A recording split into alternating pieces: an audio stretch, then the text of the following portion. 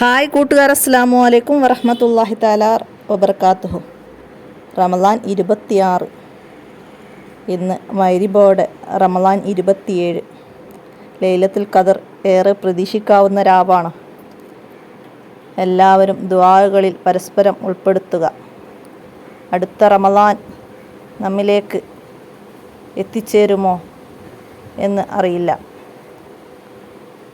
അടുത്ത റമളാനും ഇതുപോലെ നമുക്ക് സ്വീകരിക്കാൻ അല്ലാഹു തആല തൗഫീക്ക് നൽകട്ടെ.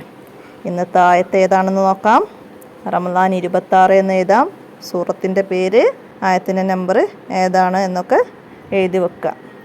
എല്ലാവരും ഇന്നത്തെ ദിവസം നഷ്ടപ്പെടുത്താതെ ആരാധനയിൽ മുഴുകുക. അസ്സലാമു അലൈക്കും വറഹ്മത്തുള്ളാഹി വബറകാതുഹു.